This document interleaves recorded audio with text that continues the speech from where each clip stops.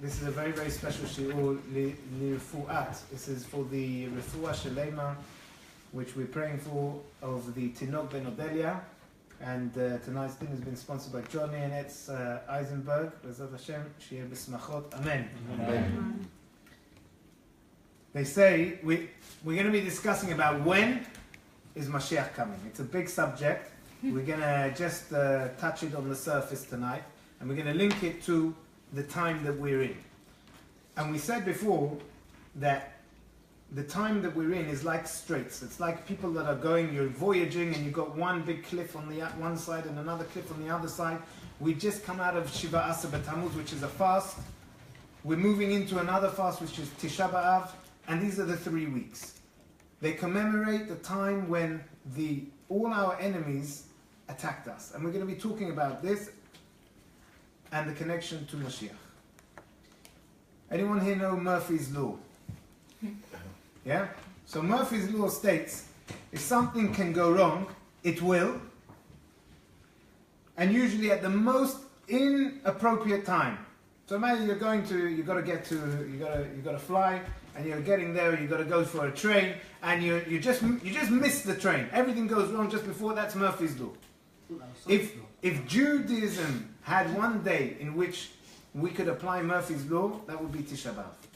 And that's going to happen next Monday night and Tuesday, the whole day. We're going to be fasting. Jews, we like to eat, we like to get together, Kiddush, Shabbat, everybody's getting there. It's we love to indulge and to, let's be spiritual, to make everything physical into spiritual via the brachot. We don't like to fast. And it's going to come to Tisha B'Av and we're going to be fasting. And it's not a happy occasion. So, that is the Murphy's Law, that is the Jewish day, if you like, with Murphy's Law. And when Av comes, we are now in Rosh Chodesh Av, we're beginning the month of Av. When Av enters, our rabbi said, Rav says in the Gemara, Rav Papa says in the Gemara, when Av enters, mema'atim b'simcha, we reduce our happiness. So you're going to find there's no weddings, there's there's some people even have minhag not to get engaged. There's a debate about it, whether it's better to get engaged, even nevertheless. But you're going to have no music. People have the minhag not to have meat and wine.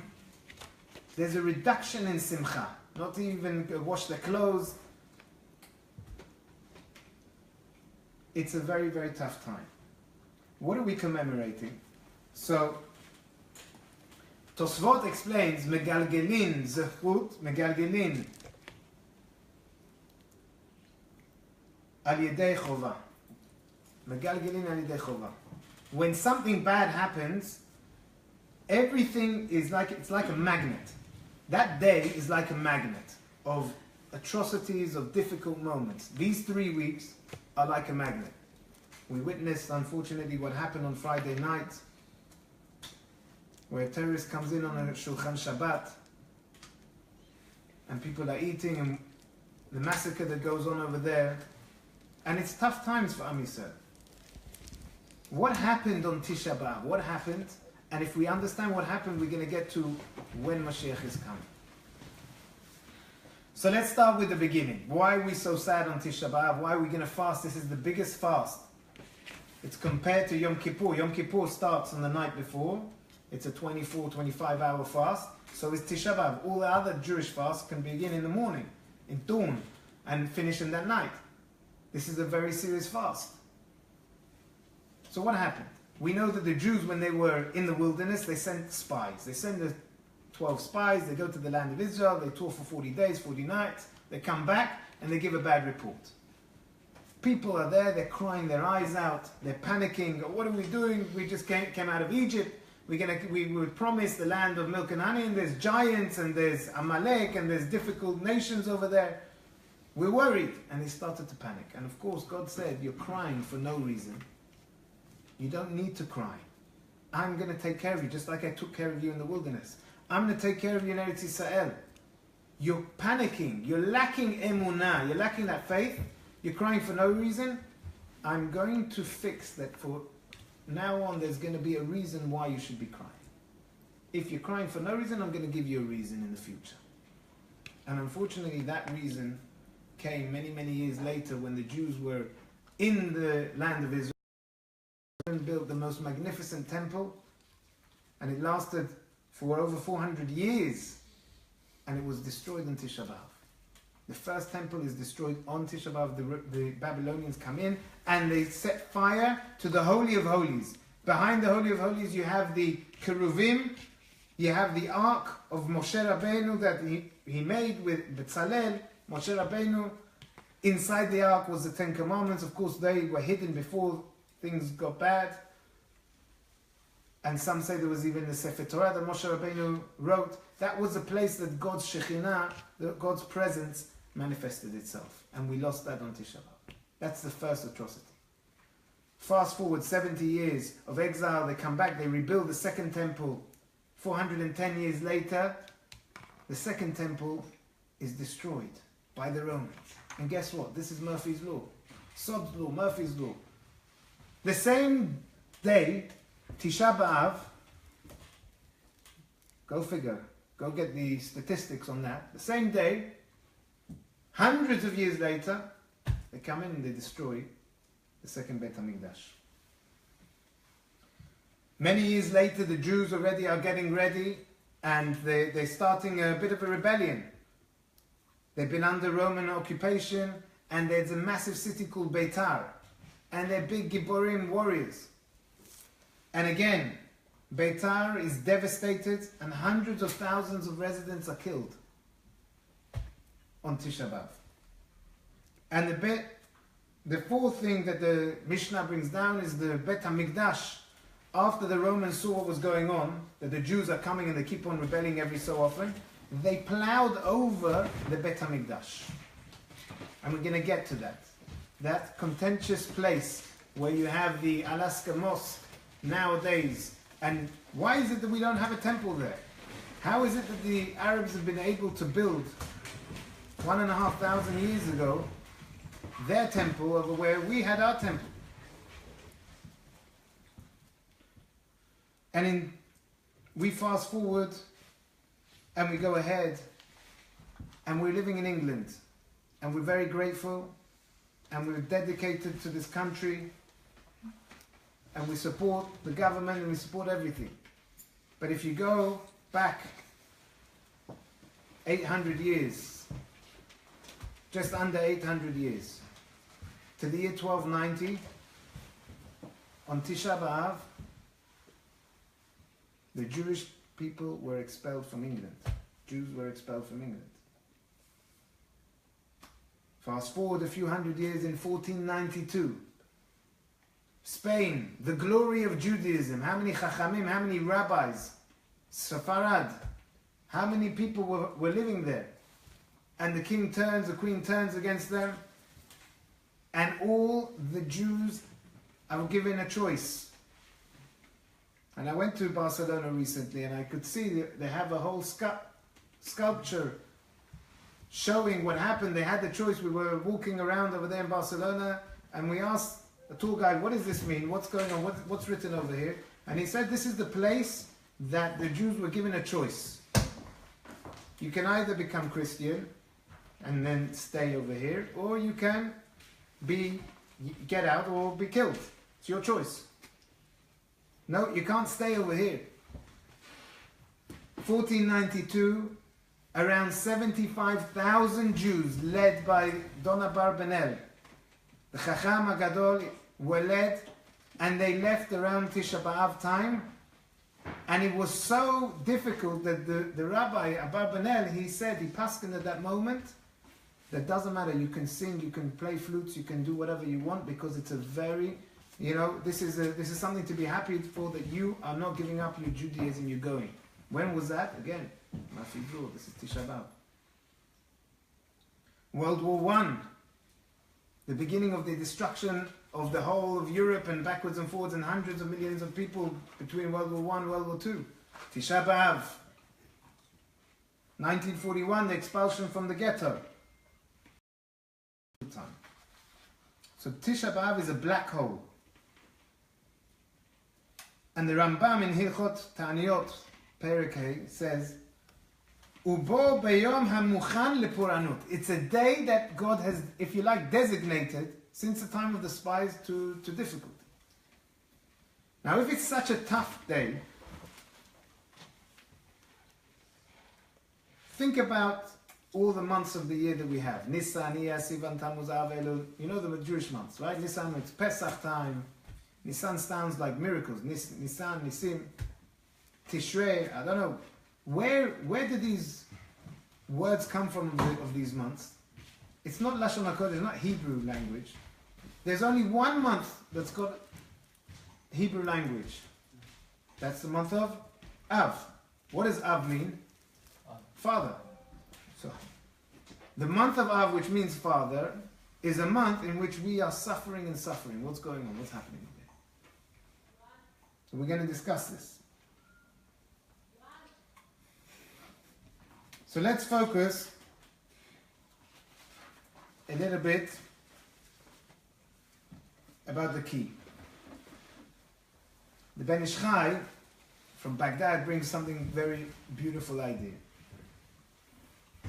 And he says that actually it's Yerushalmi, Jerusalem, the Jerusalem Talmud says that Mashiach, we're asking when is Mashiach coming? When was Mashiach born? When will he be born? And the Yerushalmi in Berachot says Mashiach is born on Tisha B'Av. Mashiach is born on Tisha B'Av. So if you know someone who's got a Tisha B'Av baby, not bad, they're not doing so bad. Watch them, invest in them. Could be the Mashiach. Mashiach is born on Tisha B'Av. So that puts a bit of a confusion in the works. You see, we know that when you're born in Judaism, your birthday is pretty powerful time. Your Hebrew birthday is a pretty powerful time. It's a good time for you to pray. Why? Because that's when your mazal is very high. God took your neshama and he put it in neshama into a guf, and that guf came out on your birthday, your Hebrew birthday. That means things are going well for you, not bad. That's a very good time for you to pray. So if Mashiach is born over there, it means it's a very good time. So which is it? Is it a good time or is it a terrible time? So in order to understand this, we need to understand what the Bet HaMikdash was. Plato met Yirmiyahu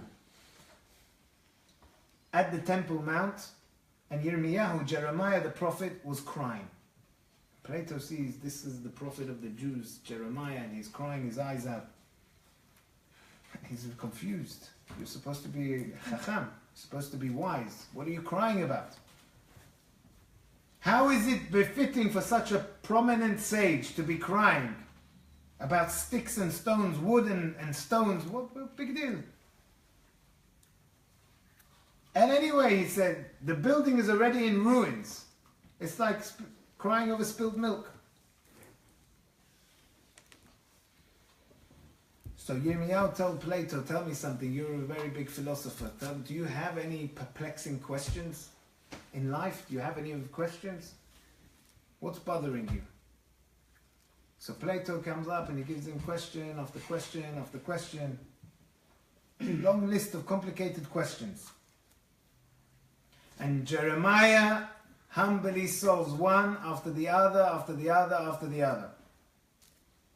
And Plato is dumbfounded, he's amazed. And Yirmiyahu said, all of this chokhmah, all of this wisdom, I was yonek, I was able to drink, I was able to get from this Bet HaMikdash, from this stones and sticks, so to speak, that you just call this. Because here is where the Shekhinah was. This is the place of the Shekhinah. This is the godliest place. This is the Even HaShetiyah is over there, the center of the world. This is the place that Yitzchak, Abraham, took Yitzchak and he did the Akedah. This is the place we explained a few weeks ago. This is the place that Adam offered up a korban. Noah offered up a sacrifice. This is the place that King David saw to be the center, Yerushalayim. This is the place where we experience God. And in fact, Pirkei Avot, the ethics of our fathers, says 10 miracles that occurred in the Bet HaMikdash. Take yourselves back 2,000, 3,000, 2,500 years. And imagine you're living in the times of the Bet HaMikdash, the time of the temple. What are we missing nowadays? No woman. You can imagine, when you come to the Bet HaMikdash, so they had a lot of animal sacrifices, and animal sacrifices obviously don't smell very good, right? No woman miscarried from the smell of sacrificial meat.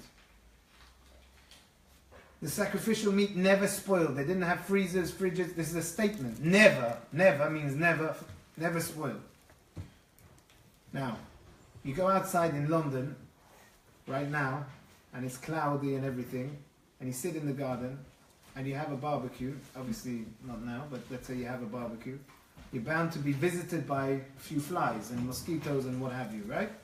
So imagine now you're in the place of the Bet HaMikdash where at a time of Pesach, for example, you have literally 1 million people plus, I don't know, coming together in Pesach. How many flies do you reckon there's going to be? No. Says Pirkei Avot, 0. No flies were present where they sacrificed animals. The fire on the altar never extinguished by rain. And I can tell you, believe it or not, in Jerusalem, when it pours, it pours. The pillar of smoke was never moved by the wind. There was a pillar of fire, smoke going up to Shamayim. Never moved by the wind. It was straight. The people would stand crowded, but when they crouch, when they bow down, suddenly there's room for everyone. Everyone's standing like this. Ever been to a place where everyone's standing like this? Perhaps London Underground, yeah? Imagine now, you stand like this, everyone walks in, you get carried in, and suddenly there's a place for everybody to sit down. When they bowed down, there was plenty of place. Snakes and scorpions never hurt people in Jerusalem. What's he saying over here? Snakes and scorpions never hurt people in Jerusalem. And no one ever said to his friend that there is no place for me to stay in Yerushalayim.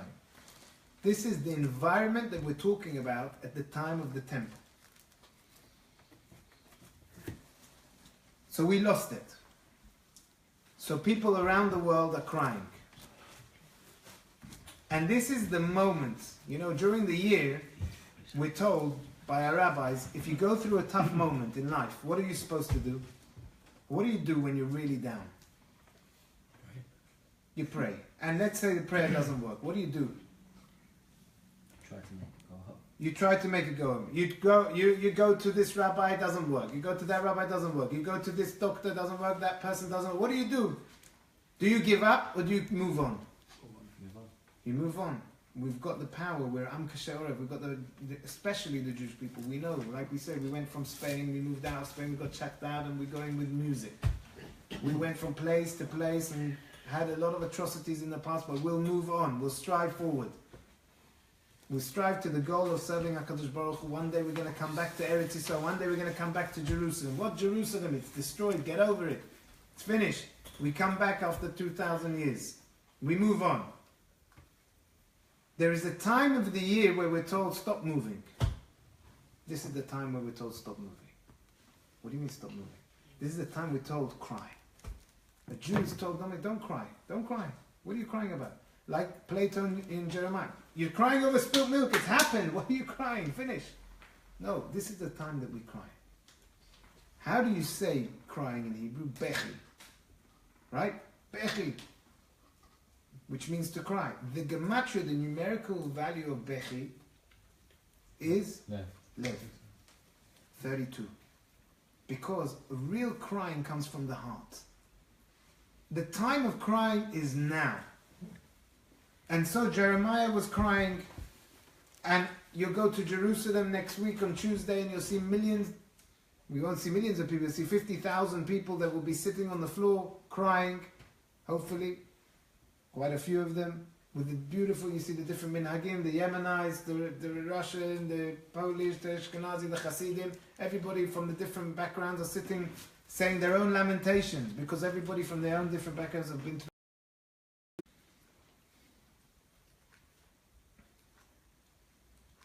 So we're faced with a tough time. This is the time of crying. So how can it be that this month is called Av? It's the father of all months. How can it be that this month is a time when Mashiach is born?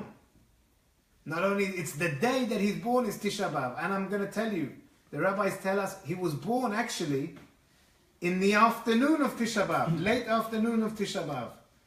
And did you know that the rabbis document that the time that they set fire to the Holy of Holies, to the Hechal, was in the afternoon? That means next Tuesday, Monday night begins the fast, Tuesday night is finishing the fast. Tuesday late afternoon is the time of the fire, setting fire to the Hechal, and it burnt into the 10th.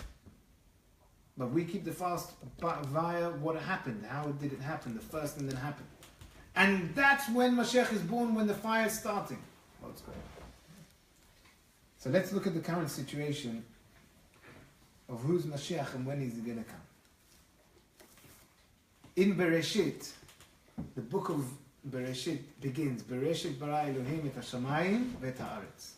In the beginning of God's creating the heavens and the earth, v'haaretz hayta tohu v'avohu v'choshech al pnei tohom. The earth was tohu v'avohu, was a big mix. Tohu v'avohu, and dark, v'choshech al pnei tohom, on the depth. V'ruach Elokim, and the Spirit of God was hovering. Very deep ideas over here, which we're not going to go into, but I'll just share with you the Midrash, the most famous Midrash. Midrash says, Tohu zu Bavel. Tohu refers to Babylon. Vohu refers to Paras, the Persians. Choshech refers to Yavan. And Al Penei Tohom, the everlasting depth, is Edom. The Midrash says that the Jewish nation is faced with 4 galiot. In the beginning of creation, God Almighty put in the Torah, he's hinting already in the 2nd verse that the Bereshit, Bishvil Reshit, Bishvil Am Yisrael are going to go through 4 different galiot. We're going to go through 4 different exiles. The first is going to be the Babylonians. And came Nebuchadnezzar, and he came and he destroyed our temple, and he chucked the Jewish people out, and they moved to Babylon, and that's why we have the Talmud Bavli. Eventually the rabbis grew from that.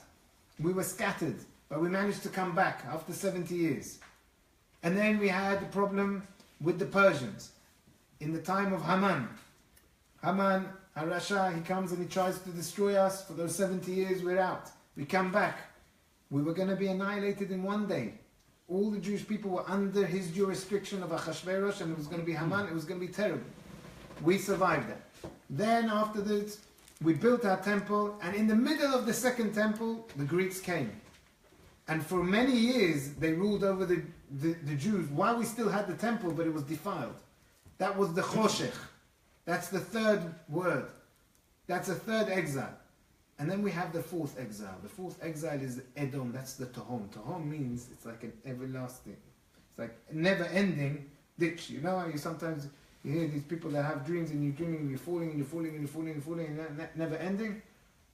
This is what it looked like. Edom. It's a never ending ditch. But then it says, V'ruach Elokim, and the Spirit of God is hovering over, and the Midrash says that refers to Mashiach. Edom, by the way, is the Romans, yeah? That's Rome. That's the 4th exile. At the end of Roman exile is going to be, that's the exile we're still in. We're still in the idea of Roman, led on to Christianity, led on to different nations, etc. We're still under that galot until we rebuild the 3rd temple. At the end of that is going to come the Mashiach. We hear again when Jacob later on goes and he's on his way out to marry, he goes to sleep, and he has a dream. And he sees ladders and he sees angels going up and he sees angels going down. And the Midrash again says a beautiful thing. He says, angels, what are they doing going up and down? Yaakov saw different angels. He saw an angel go up 70 steps and fall. That was the angel of Nebuchadnezzar. That was the Babylonian that came and they ruled. He saw the Persians going up 52 steps and fall. They ruled for 52 years. They saw the Greeks going up 180 steps and fall. And he saw Edom, Rome going up and up and up and up and up and up and never finishing. So he was worried. He woke up. What's going on? But then Hashem says, Hashem stood over the ladder.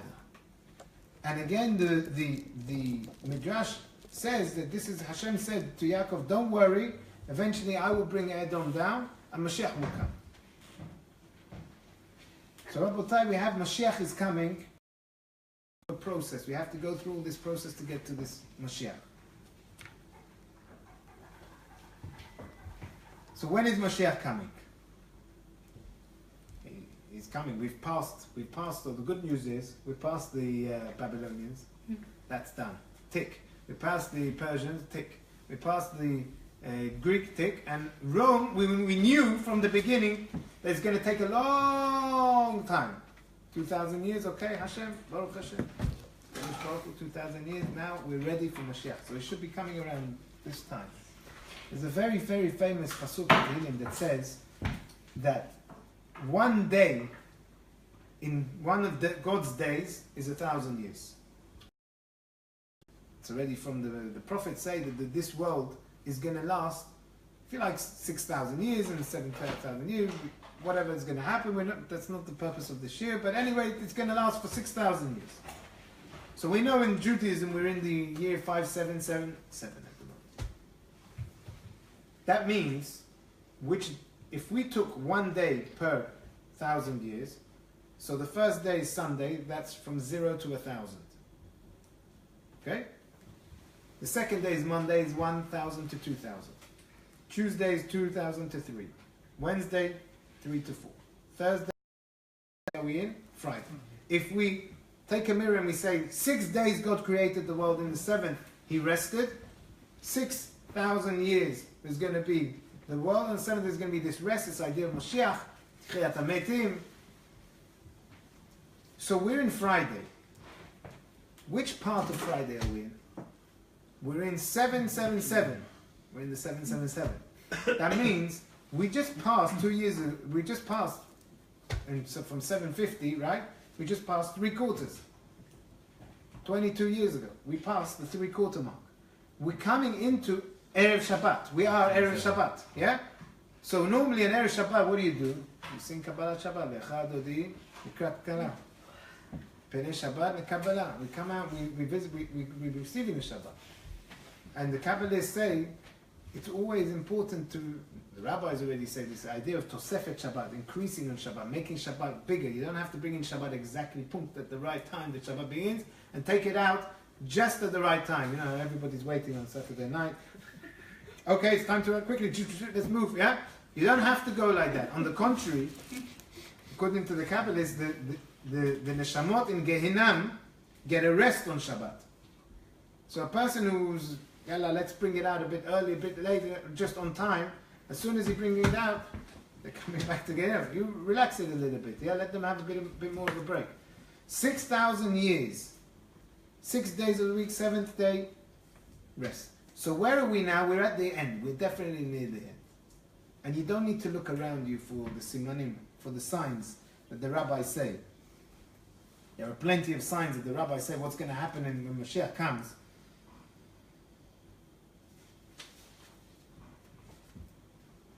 The Gemara says that the time of Mashiach,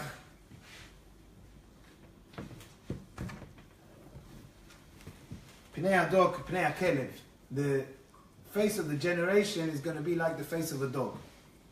What does that mean? The face of a generation is going to be like the face of a dog. It means that the panim, your face is what leads you. Okay? Your eyes is going to lead you in a certain direction. Your mind, your ears, this is the part that makes the decision.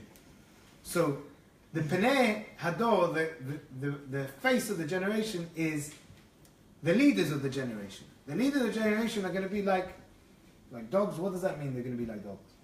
So once I heard a beautiful explanation. You see, when a dog is going ahead with the master and he or she is leading along with the dog comes to crossroads, a road or whatever. What does the dog do? Turns around, right? Looks around at the master. Where should we go now? Where am I going? Right or left? Where are we going? The leaders of the generation don't know where they're going. They have to look to the people, and they're confused. They don't have that leadership skills that you can sit down and say, listen, this is what we need to do, and I can make that decision, even though that's the best for Am Yisrael, that's the best for England, that's the best. No, I don't know what's the best. Okay, so where are we going? Okay, so let's do Brexit. Oh, we made a mistake. We shouldn't have did it. Yeah, we shouldn't have did it. Oh, okay, so this one's in. Boris votes in. This one votes out. Boris votes out. Then he changes his mind. Everyone's going around, depending on the votes. Everyone's chasing votes rather than chasing their own beliefs. It's not like the olden days where you just had a king and he just said, this is the law and that's where we're going to go. Look around you at the advancements in technology. Look around you at how the land of Israel has become plenty. Look around you at all the signs that the Bnei Yisrael have come back to the land of Israel. Also, Trump looks like a bulldog.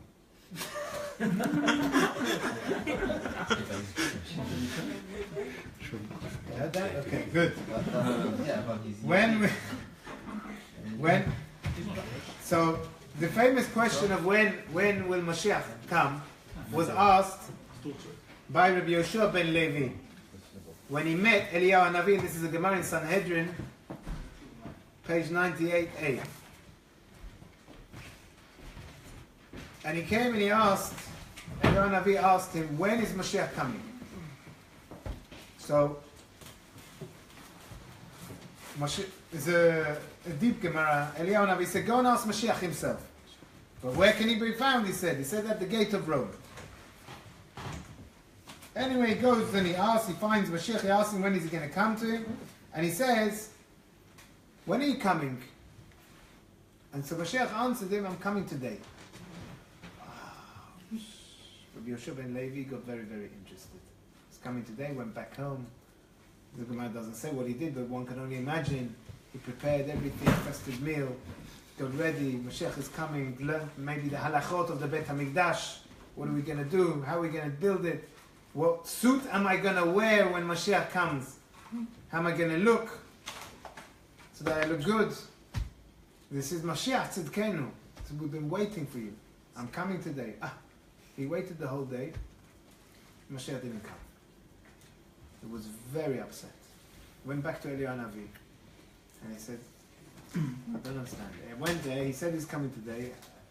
In Shamayim they don't lie. And he said he's coming today.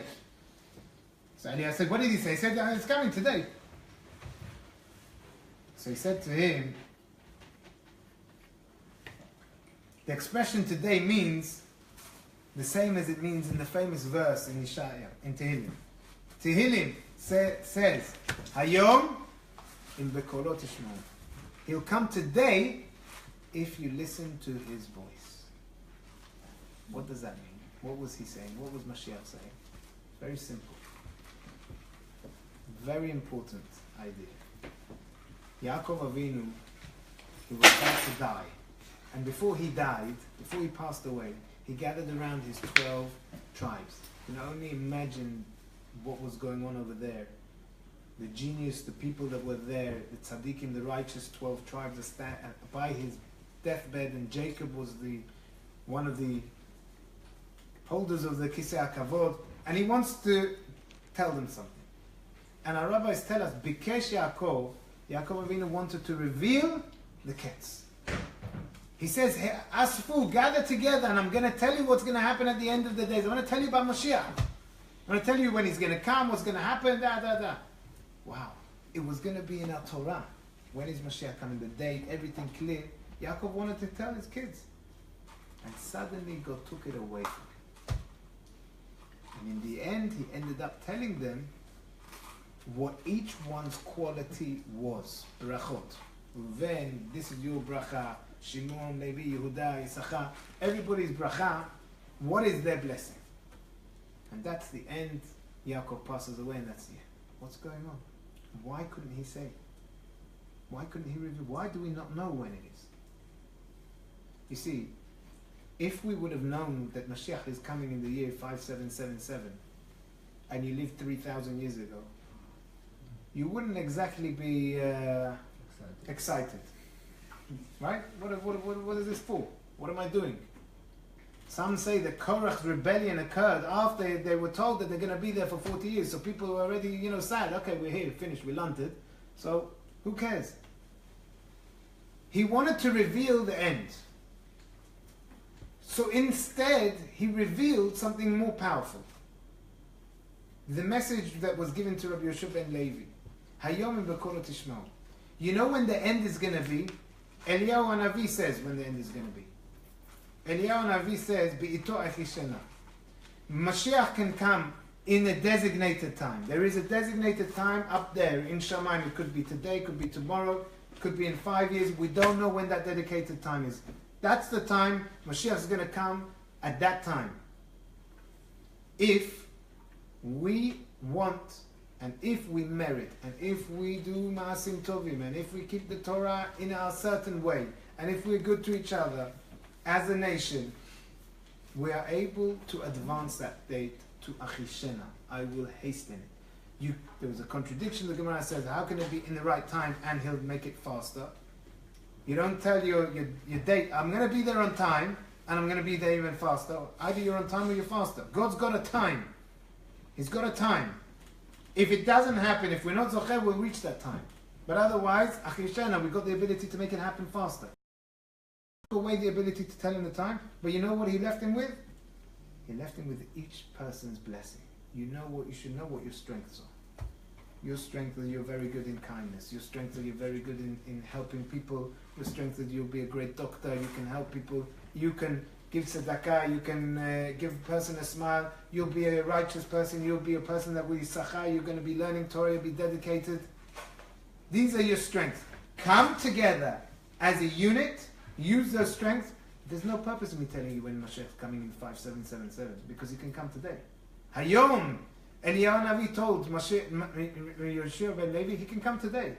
I'm disappointed he didn't come today. Well, that's up to you. In Bekolot Ishmael.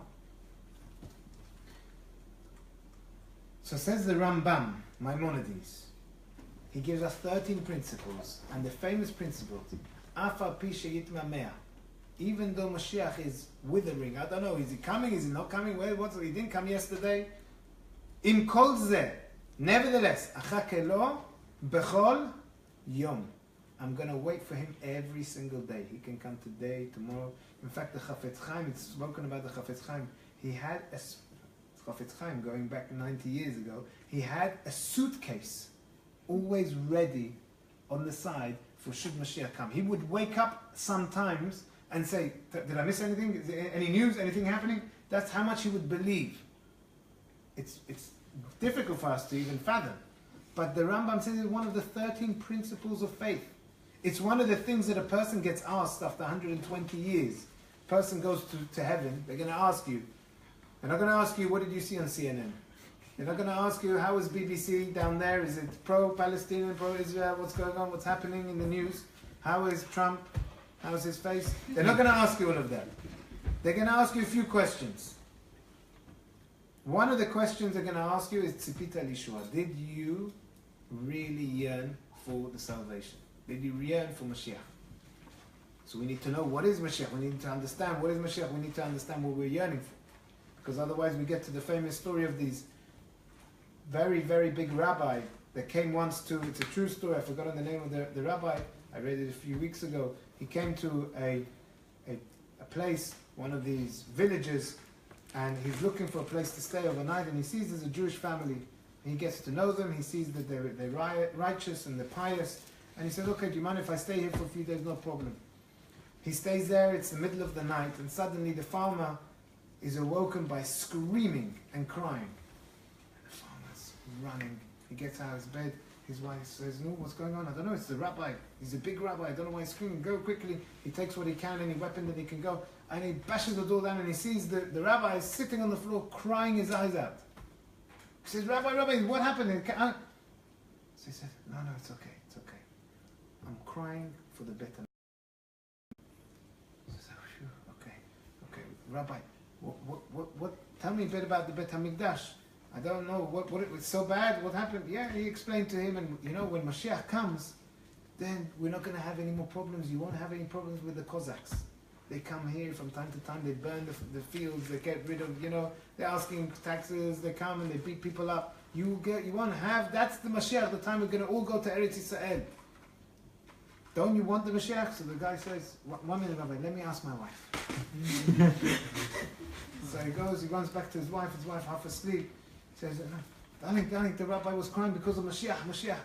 What's Mashiach? He said, when the Mashiach comes and the Cossacks are going to get rid of we're going to have no more problems, it's going to be good times. So she says, Are you sure? Yeah. Will it last a long time? What's going to happen? So let me go and check. It goes back to the rabbi. Is it going to last a long time? Is it going to be forever? He says, yes, it's going to be forever. It's going to be amazing. Don't you want Mashiach? So let me go and ask my wife. He goes back and asks his wife. His wife is again, leave me alone. She comes back with the wife tells him this is what you should answer. She comes back to the rabbi. Says, my wife said that when Mashiach comes, he should take the Cossacks to Jerusalem and leave us in peace. We're happy as we are. We have the field. We have the beautiful. I've got the scenery. I've been working all my life. Tzipita lishua. Do we really want Mashiach to come? Are we really feeling it? And if we're not feeling it, it says any generation that cries for the temple, Zoche will merit to see it. If you're crying, if you're understanding the fact that you're just sitting here gaining knowledge about it, just understanding the principles means that we care. And because we care, we will be zocher. And the famous line of Napoleon Bonaparte, who came in once on a horse and a whole army into a certain village, and he also heard crying. And he came and he opened the door and he saw a synagogue full of people sitting down there crying their eyes out. And he said, what happened? Something got burnt over here, something that me and my soldiers can help out, I can give you some money. And they said, no, you don't understand. We're crying over the Bet HaMikdash. What is the Bet HaMikdash? It's a temple. Fine. I'll try and I'll help you. No, but you don't understand. This is the temple. It's a big temple. 2,000 years ago. And how many years ago? 2,000 years ago. You're crying. Obviously, it wasn't 1,800 years ago. You're crying over something for 1,800 years. Now you're still crying, and you're crying. You didn't even see it. Your grandparents didn't see it. Great-grandparents didn't see it. And you're crying? Such a nation, I am sure, that is able to cry over such a building will be zocher, will merit to have that building be rebuilt. So, Rabotai, when is Mashiach coming? There are two times. There is the Ito, there is the Achishena. There is a designated time. We're not allowed to reveal. There has been calculations of this time. The Vilna Gaon, previous rabbis tried to calculate it. There is mention of it in the scriptures. But we're told already from the Gemara's time not to try and calculate it. What we're told is, like Yaakov gave every person their blessing and understand, that we have the ability of bringing him any day, like the Rambam says. Afa Pishi Itmana, he can come anytime. And what we're told, yes, is the signs. Look around you, look at the Pnei Hador. Look around you that it says that we will come back to our land of Israel. Look around you that it says that the desert will start to sprout. The Negev, the desert. Israel was full of swamps. Forget about the desert. Look around you that it says that Arei Yehuda, Kol Sason v'Kol Simcha. There will be again in the cities of Jerusalem and Judah. There will be in the vicinities of Jerusalem a Simcha. How many of you are going to a wedding in Israel? How many people have been to these weddings in Jerusalem? The prophet 2,000 years ago, at a time of destruction, burning, people being killed, Jews being scattered, the end, the Shekhinah left us. We're left for dead, desolation. And he's saying, don't worry, there'll be a good time. Be quiet already, be quiet. You don't see around you what it's finished. The Torah is finished, the Jewish nation's finished, leave us alone. 2,000 years later, we come back to Eretz Yisrael. Technology has advanced. Leaps every year, it's leaping and leaping and leaping, and we're going somewhere. We're heading somewhere. We're definitely at the times of Mashiach. And this is something that everybody should take chizuk, that we're in the 6,000th year, we're in the Erev Shabbat. We don't know when he's coming. Could be today, could be tomorrow, but one thing is for certain. It's in our hands. And I'll finish with the words of Rabbi Aryeh Levine. A boy once came up to Rabbi Aryeh Levine, and he said to Rabbi Aryeh Levine, he was a clever kid, little kid, comes up to him and he managed to capture a butterfly. He was holding the butterfly and he's going to make fun of the rabbi. And he said, Rabbi, what do I have in my hands? If the rabbi would have said a butterfly, so then he would have done and he would have killed the butterfly. If the rabbi would have said a dead butterfly, so he would have let it go. You rabbis don't know anything. So the rabbi turned to him and the rabbi said to him, what you have in your hand is what you want to have in your hand. You have in your hand the ability to make whatever you want in your hand. We, Am Yisrael, we have the ability to bring the Mashiach. We have the ability to be mitchazek. We have the ability, and these are the 3 weeks where we cry. We do cry. Every day during the year, we shouldn't look back. This is the time we look back into history. We look back at the time we lost the temple. We remember. Like Napoleon came in, we seize these people, we remember. And this is what we're going to be doing for the next week. B'ezrat Hashem, we're going to remember. And why is it called Av? Because at the most depressing moment in your life, God sends you a message and He says, don't worry, I'm here for you. I'm here for you. There is light. And I'm going to bring at the most depressing moment, when there's fire going on in the whole Hechal, I'm going to make Mashiach be born. And I'm going to turn this month, which is the most atrocious month, with one Bet HaMikdash down, and another one, and Beitar, and Galut, and exile, and Crusaders, and all the problems around this month, I'm going to turn it around, and you're going to see it's going to become the Av. It's going to become the father of all months. And the Atid Lavo, this is the Ben HaNetzarim. Kol Rodfeha, all those that chased the Jewish nation, caught them up, Hisiguha, Ben HaNetzarim, they caught them up during these straits. And our rabbis say, don't read it like that, read it a bit differently.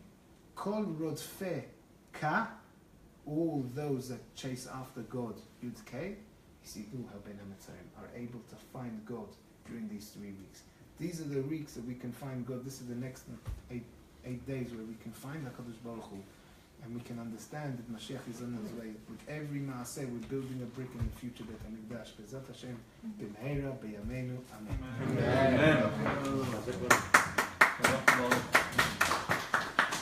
We're just going to say one Tehillim, B'ezrat Hashem, for